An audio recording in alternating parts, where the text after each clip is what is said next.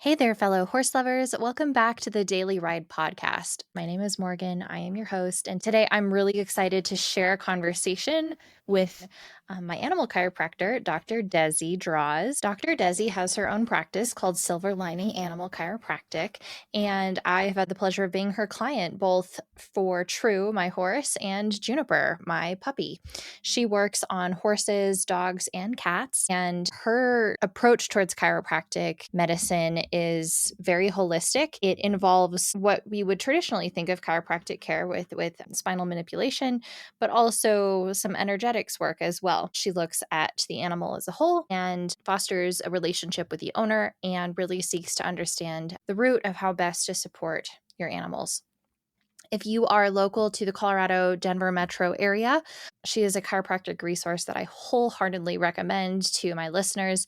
And you can find her at silverlininganimalchiro.com.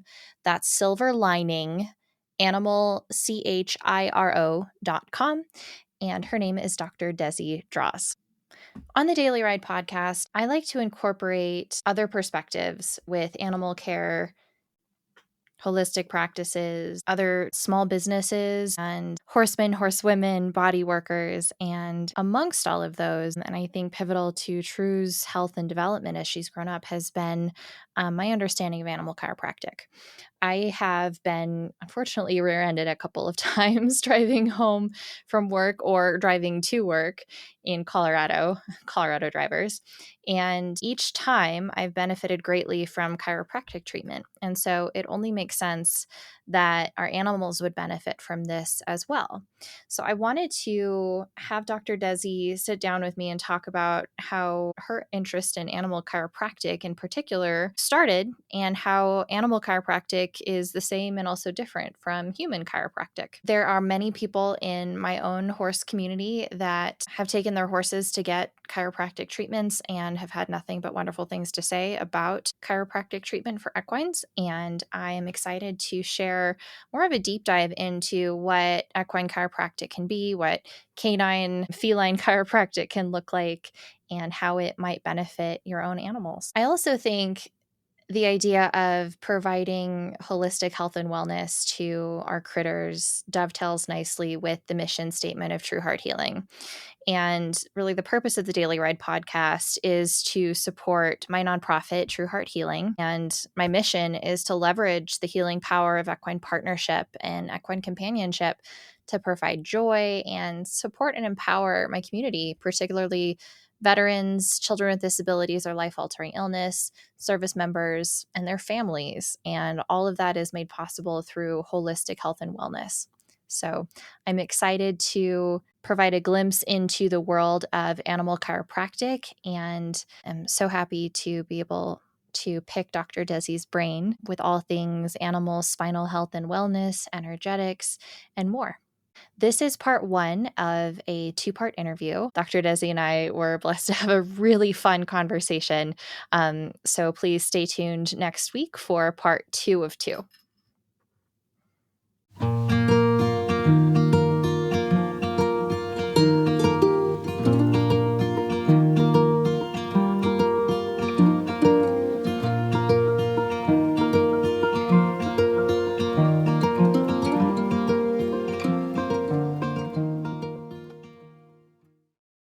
Well, thank you for coming on the podcast, Dr. Desi. How did you get started in animal chiropractic care? Absolutely. Thanks for letting me be here. So, interesting story. I mean, I always wanted to be a veterinarian ever since I was really little. Like, I didn't have all the animals as my own, but had everybody's animals around me. Grew up in a small town in Wisconsin. So, cows, horses, chickens, just all the farm animals at my uh, exposure to like hang out with along with people's pets. So I did a lot of dog sitting, a lot of like computer games, like dial-up computer games with vet inspired taking care of and doing stuff. So that really like intrigued me to want to go, help care for animals.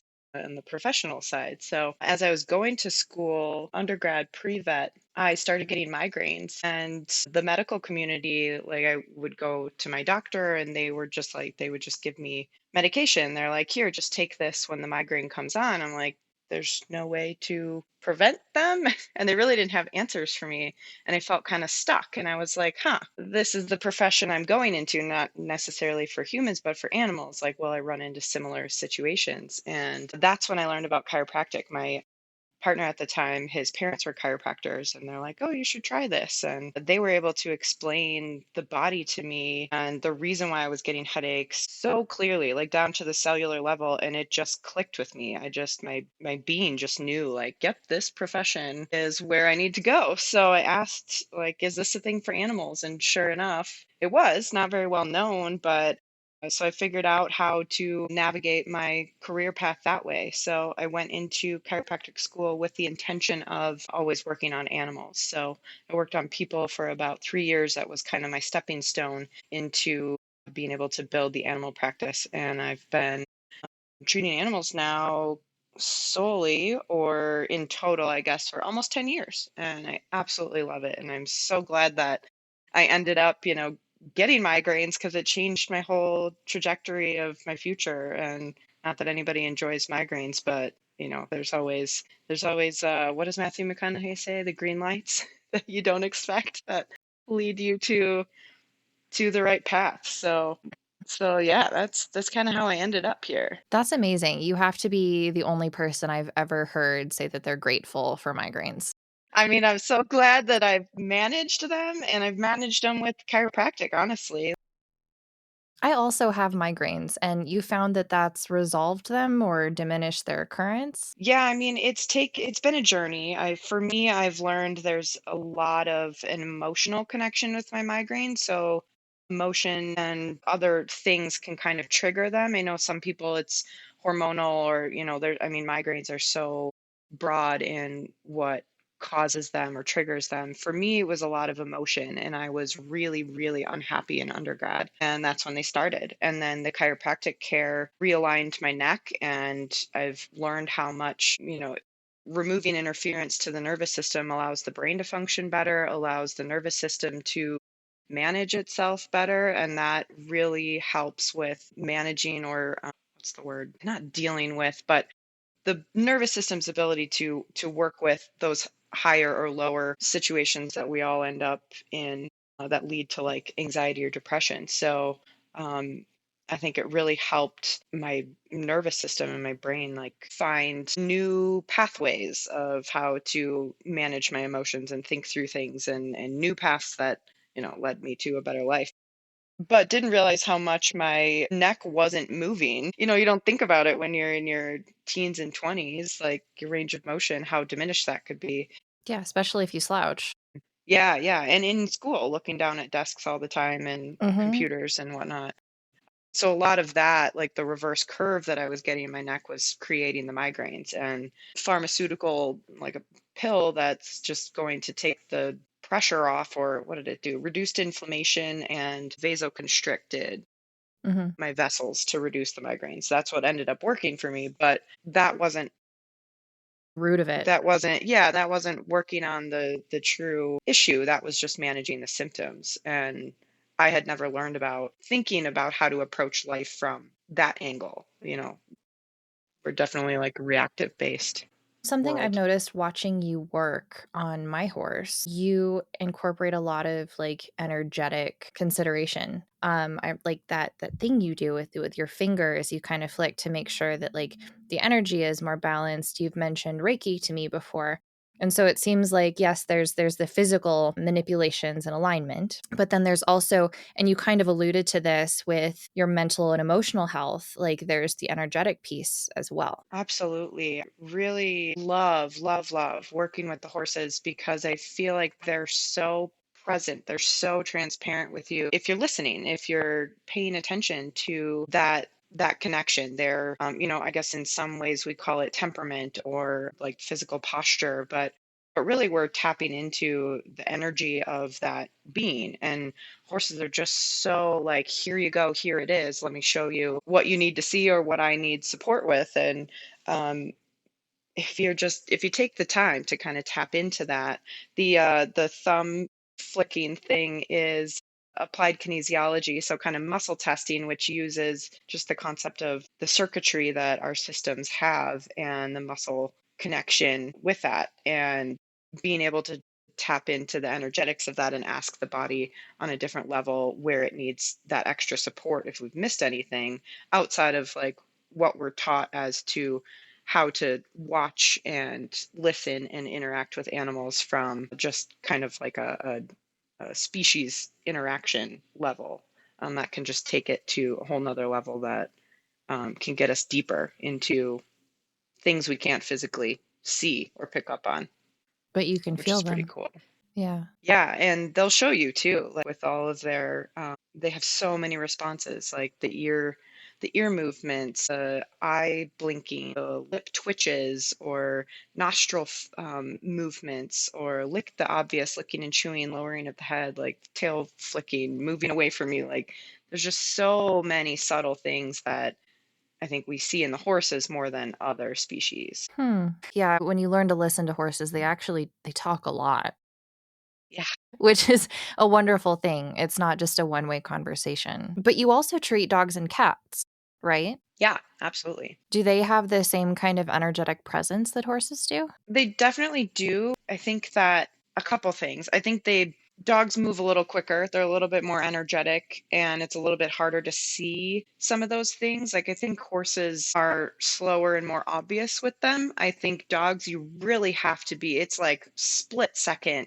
moments where you can capture some of that where it's like stilling of the mouth or like a side eye look or just like a pause in their body movement and it can be just so quick that if you're not catching it you'll miss it or if you're not looking for it you'll miss it. And then I also think that they're living in our human world with us, so they're having to navigate and dampen a lot more of like the stuff, the energetic stuff. So I think that they're not as transparent with it all as the horses are, because the horses are a little bit removed from all of that, from all of the like static, the extra static that dogs and cats are exposed to just living in our world. Right. Yeah, my dog's curling up on my toes right now as we're having this conversation. I wish my horse was in the house with me, but yeah, she doesn't fit. Right, right. And I was just reading something about, I noticed this with my cat. Like, whenever he's driving me nuts, I've really noticed he'll nag. He'll like come and meow and like paw at me and like ask for attention. Mhm. And I've really turned to looking at that as what am I doing right now? Like, where do I need to like take a pause, take a moment? And do I need to shift my energy? Do I need to like address my internal thoughts? Like, what are you trying to communicate to me, Kat? Because you see stuff beyond what the dogs do, what we'd see, and what the horses are able to because they're out in the field. Mhm. So Mhm. I've learned to look at cat behavior or interactions with the cats on a deeper level and stop and be more curious about what they're trying to say or communicate or what they're aware of that I'm not, that I should be. And oftentimes it's I need to pause and like take a moment and be a little bit more present in the world, which is Yeah. so cool.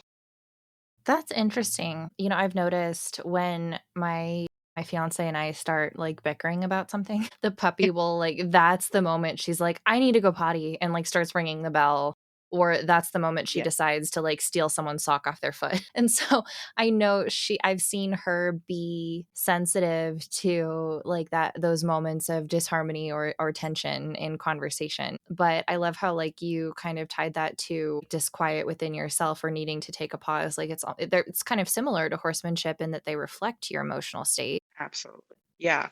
I was never taught any of this stuff, as I was little or when I was little. So kind of learning it now and just having the opportunity to interact with so many animals in so many different environments and homes and kind of tap into that side of it along with, what they're calling me for, a limp or back pain or what have you. Most of the time there's extra stuff that if you can tap into that side of it and bring that awareness to the human, so many times they're like, "Oh, I never thought of it like that." And then it's crazy to go back and just see kind of the shift in the environment and the animal, even if it wasn't necessarily related to the chiropractic work that I was there to do.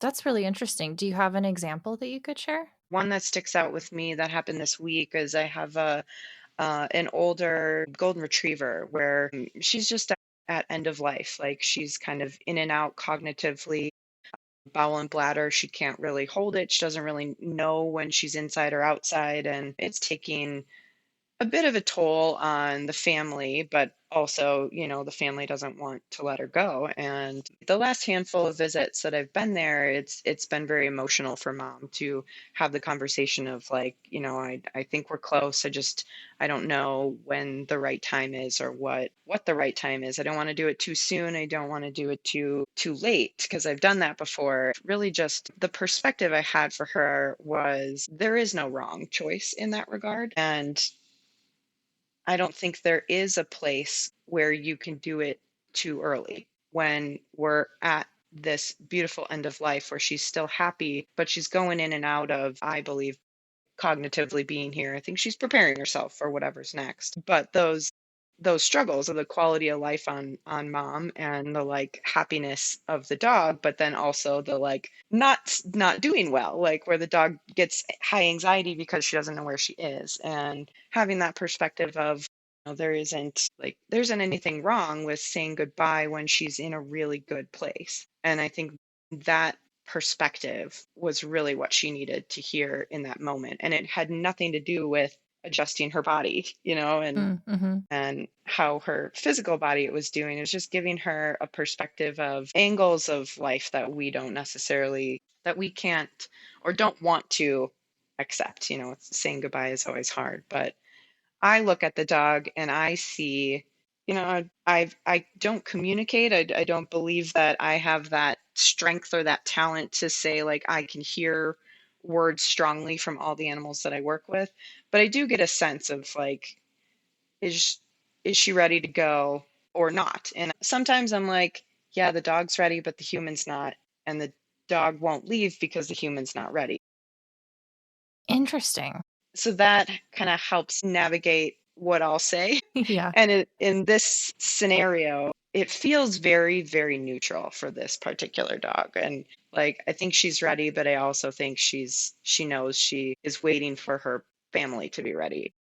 And then, so saying that in like, it's okay to say goodbye when she's in a really good place, she's like, that really, really helped. That gave me, and then it triggered a thought or a memory that she had with her son, who she's been kind of preparing her son for that moment too, and her son just kind of came back from vacation and went and grabbed a picture of her and brought it into her bedroom, even though the dog sleeps like in the living room. And and the little boy was like, mom, we're gonna remember her. She's gonna have so many good memories. And just like this little boy, I think he has a knowing. It might be okay to say goodbye. It's Yeah. just something, a part of my world that, or a part of the profession, or I guess, that I never expected to be such a big part.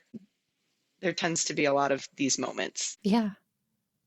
And I can so imagine. so I don't think it's just the chiropractic aspect. I think there's more to it that I think needs to be shared. And if we can spread that, if we can like create normalize like talking about these feelings that we all feel and the energetic presence of it and our awarenesses and our gut feelings and how important those are, like if we all start listening to that a little bit more, I think we'll just go through life a little bit easier. Yeah, and our relationship with the animals that we love and who love us is, that much more fulfilling for both sides. You're also a horse owner yourself, right? Have you seen a crossover from your professional world and animal chiropractic with your own animals? Yeah, it's interesting. So I have one horse. His name is Sage. I've had him for 20 years now.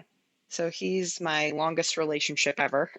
I love that. And he, and he is so magical. And I think he's taught me on he's taught me to look to change my perspective, to look at things differently throughout all of all of our time together in different avenues. He's 28 now, and you think like an older horse should need regular adjustments, or his joints are probably achy and needs joint support, or he needs, extra supplements, or he needs to be brushed, or he needs these products on his body to protect him, or support him, or whatever. He is just a wild soul. He has kind of taught me, like, more is not always better. And sometimes the simplicity of everything is okay.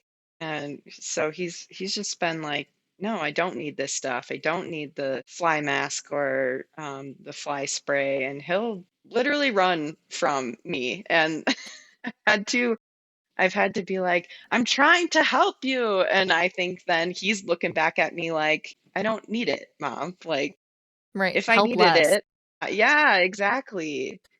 Exactly. So so like there are moments where, I'll check his body when I think he needs it, but he'll show me when he does. And it's very few and far between where he actually needs the support. And when I start to worry about him, he really finds ways to put me in a place where I can't do anything, and learning acceptance and patience and just learning to listen to what he wants versus what I think he needs has been such an interesting experience and exploration with him as we go through everything. I mean, from the very beginning of like all the 4-H and the shows and the transferring from different states and different climates to now being older and a senior, and all the human opinions we have about what they need, and then his opinion on what he needs. It's just funny to me. Does that happen often where an owner will set up an appointment with you and you'll roll up and the horse is like,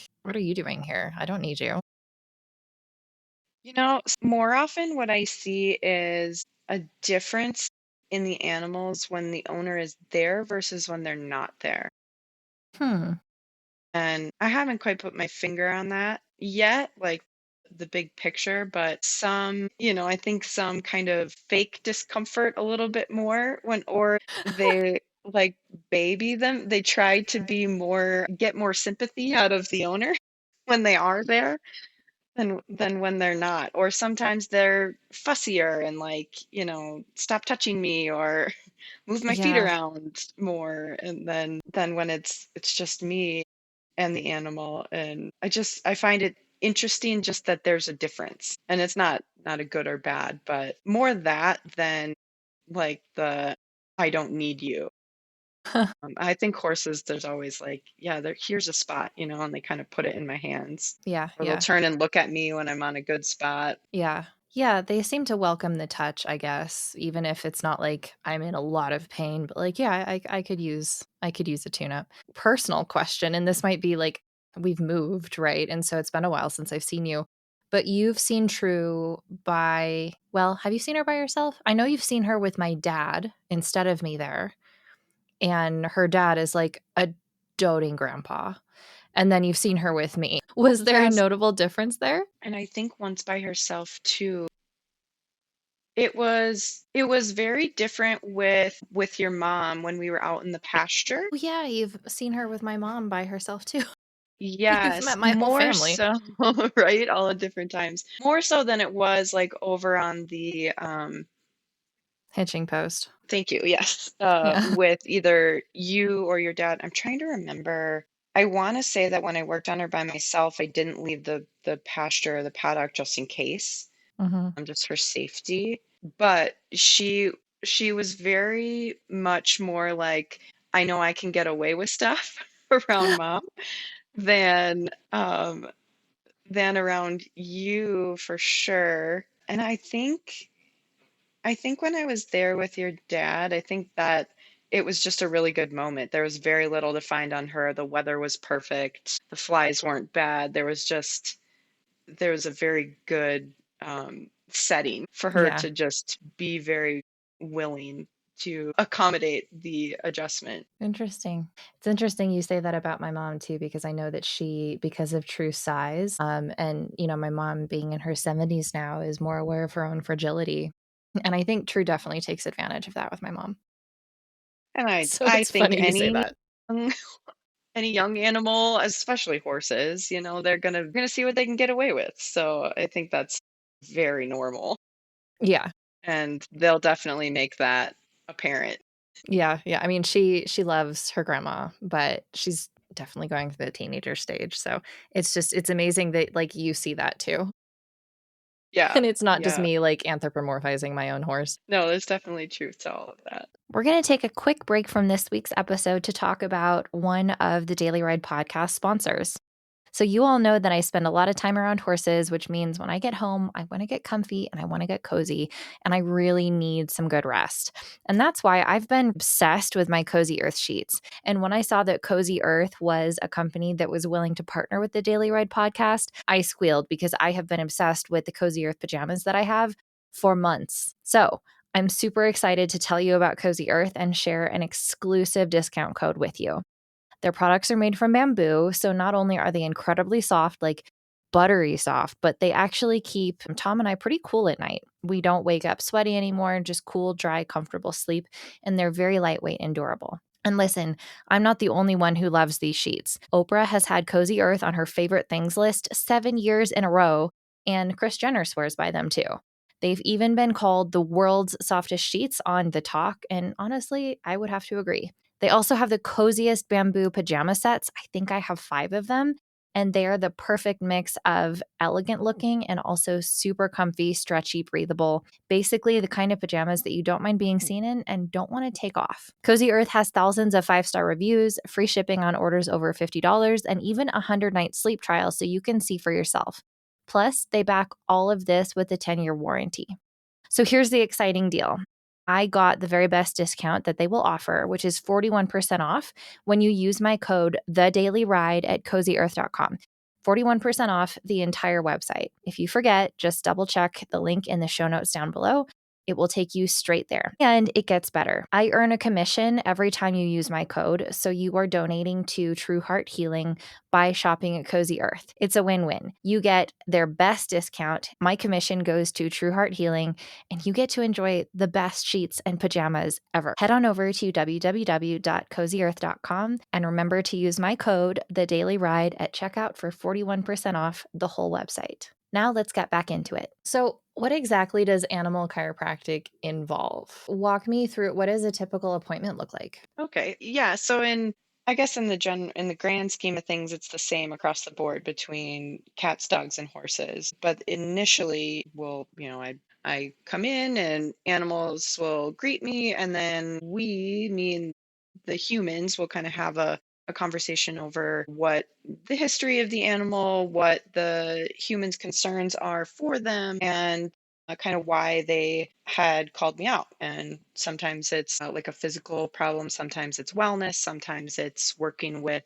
some behavioral things that we want to make sure it's not related to pain. And during that time the animals get a sense of me, or we get a sense of each other. I'm multitasking, kind of watching the animal just navigate in its own space without having any forced influence on it, and then letting them also just kind of like get comfortable with me. And that's really great to see, just more of their naturalness versus anything that we're trying to control, like asking for a walk or a trot or a sit or a lay down, or ranges of motion and things like that. But then we get into that part and look, I kind of watch the body, describe what I see, and then get my hands on them and start feeling them and checking ranges of motion of the limbs and the joints and the spine, and seeing how fluid they're moving, and feeling. And then I kind of adjust as I go and add in that energy work. When our energy fields interact, or when we come close enough to each other, our energy fields are already interacting. So I'm picking up on different things right from the get-go, and then working that in with the touch and the motioning of the spine and joints and things. And sometimes I tend to I start with whatever end they'll give me first, but I like to start in the back and just kind of see how the body responds to that that distant touch. It gives me a good indication of where the nervous system is at sensitivity wise, or how like ramped up or not they are. And I Like if find they if shy once we away or have a hard time with that touch.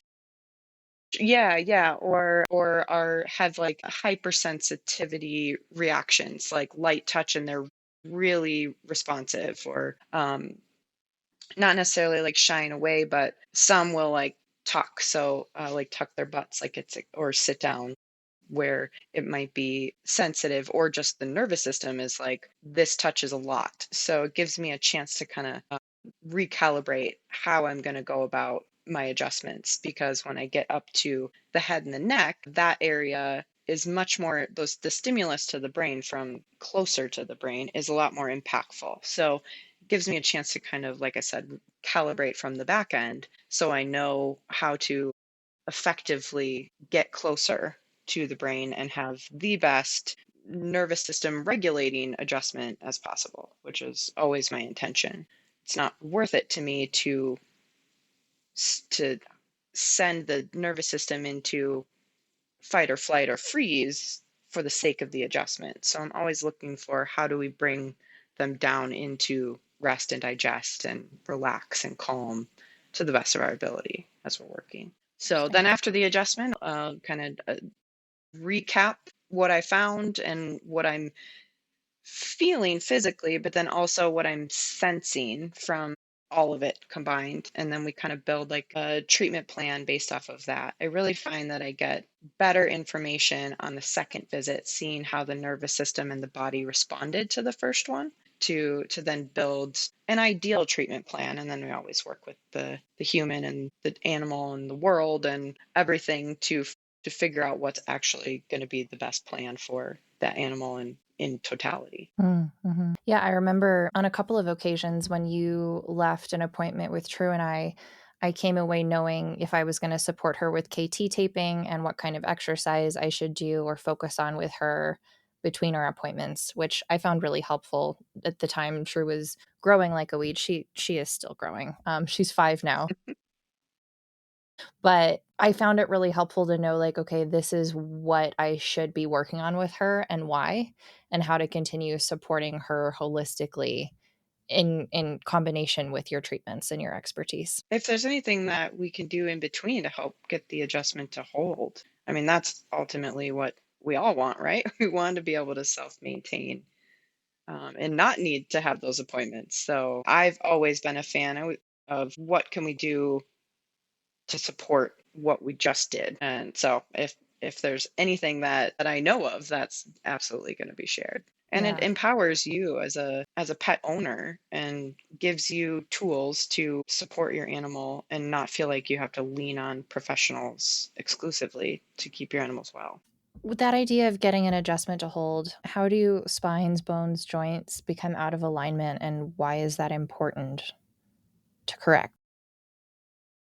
Well, we have all of the joints in our spine so that we can move in all the ways that we can. I mean, if we had just rods for spines, we would not be very mobile animals or creatures. But they say that the range of motion of a joint is determined by the muscle tone around those joints, and the muscle tone around those joints is determined by the nerve. So, and the nerve is determined, the function of the nerve is determined by the function of the cortex, or the health of all of that. So it's a whole body system, and everything is connected, and every part of life is bringing a stimulus into our nervous system. So there are just trillions of signals that have to be taken in, processed, and managed effectively to keep our bodies in the best shape possible. Amongst all of those trillions of stimulus coming in, there's trillions of opportunities for um, miscommunication to happen, or misfirings, or signals coming from one area of the body determined by another area of the body. So, life is really the answer as to what creates restrictions or aberrant motion. It's everything from Hmm. We call it the three T's: thoughts, traumas, and toxins. So every thought that our brain has is coming from somewhere and signaling messages to the rest of our body. Like when you're angry or scared, your whole body tenses up. You know that from watching movies. So any, like, for in dogs or horse world, any like big scary noise that gets them to kind of to have that like startle reflex and keep their body tense, that can tighten areas of the body in ways that create restrictions in the joints. And thoughts, traumas. So traumas again can be related to the mental emotional thought process, but can also be like the typical little things that we experience, like we call injuries, like trips or falls or run into walls, Zooming too hard. or simple stuff like, like you think you're going to take a step down and the step wasn't as deep as you thought it was going to be, and you just land funny, and your nervous system has to like recalibrate that. I mean, animals have 4 feet hitting the ground compared to our two, so the possibility of that happening is much higher for them. And so just like so many people are like, well, how did this happen? Like, there's so many steps in a dog's world or a horse's world that we don't see, and that even that we do see, that may create a misfiring or a missignaling because of the way the brain was expecting it to be inputted. And that can create just a restriction or small injury. So, You and sleep then funny. exactly. And what are your dreams doing? Like Yeah. how are they tensing your body in different ways? Or as we're having this conversation, my dog is literally running on the couch in his sleep, and his mouth is twitching and his feet are going everywhere. So, probably could get injured in your sleep. Right, right. And then the third T, toxins, the ones we don't really think about as much, but just everything like the air pollution, the things we spray on the environment that they're walking on, or on the floors or the carpets or the clothes that we're washing everything with. Like they're being exposed to all of those from a scent and a touch perspective much more than we are. So there's just so many different things that can create restrictions or changes in the autonomic system, that is where adjusting the vertebrae can help the nervous system better regulate itself, because anytime there's a lack of signaling or a misfiring, because it's like the kink in the hose Mhm. perspective, if that message isn't getting there fully or fast enough, then the action in response is going to be delayed or not accurate, and all of those things can just then lead to what we see as a stiff low back, or sitting a posture where one knee is higher, or the knees are caving in, or a head tilt, or more obvious things, limps and pain and yelling out, and all of those things. So it's a very lengthy answer, but the short answer is life. Yeah, life can put kinks in your hose. Yeah, and the more we get it checked, the better we can navigate through all of that stuff. I mean, Yeah. and that applies to so many areas of our lives that we don't even think twice about, but Yeah. it's harder when we think about how do we check our bodies? Yeah. What are some, like, common issues or, common kinks that you see in horses versus in dogs and cats? That's a good question. So horses have some extra joints in their lumbar spine. They're called intertransverse joints. And if those joints get restricted, they can't bring their hind end underneath themselves to collect, so to speak, or to really get that propulsion.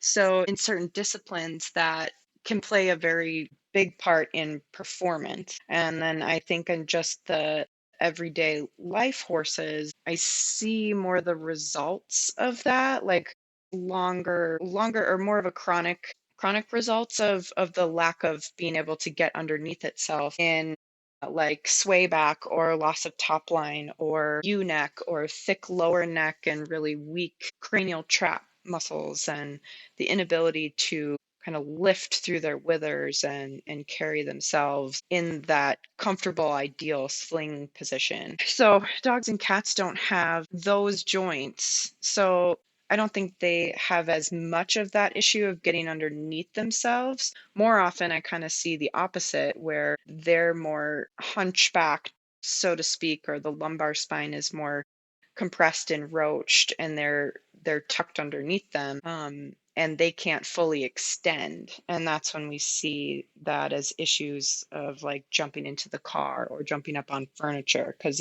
it's uncomfortable for them to extend through that area of their spine, which is required in those types of movements. So a little bit of like opposite situations between dogs and horses, I guess, that I see in my practice or in my experiences. Yeah, that's interesting that it's like this physical component, like they literally don't have the same joints or vertebra structure, but in the the activities we ask for from them, we ask our horses to carry us around. So that requires a different posture as like us asking our dog to hop on the couch with us. Right, right. And as I think about that, we tend to see more of that hunching or roaching in the low back of like hunter jumpers more than other disciplines, Huh. which stimulates or kind of correlates a little bit more to some of those movements that we ask out of dogs and cats more so than other disciplines in the horse world, Yeah, we're asking our which is horses to just jump up over things too. Huh. right and extend through that in a different way, Hmm. which is interesting. Yeah. So it sounds like there's some differences between the species, but also a lot that remains the same. Absolutely. I mean, even us, like the vertebrae are labeled the same, the nerves are labeled the same, the muscles are labeled the same. They have very similar actions, just a difference between us being two-legged and them being on all fours. The muscle groups work like combinations work a little bit different, but in the grand scheme of things, we're very, very similar. So a lot of the applications for ourselves for healing and recovery or exercise or stretching and flexibility, all of that we can very much use or translate onto our animals because of how similar our bodies are. Thank you for joining me today on the Daily Ride podcast for part 1 of 2 with my first interview with Dr. Desi Draws of Silver Lining Animal Chiropractic. If you've enjoyed this episode, please head on over to www.the-daily-ride.com to support True Heart Healing and make a donation. You can also find Dr. Desi at Silver Lining Animal Chiropractic. Her website is www.silverlininganimalchiro.com.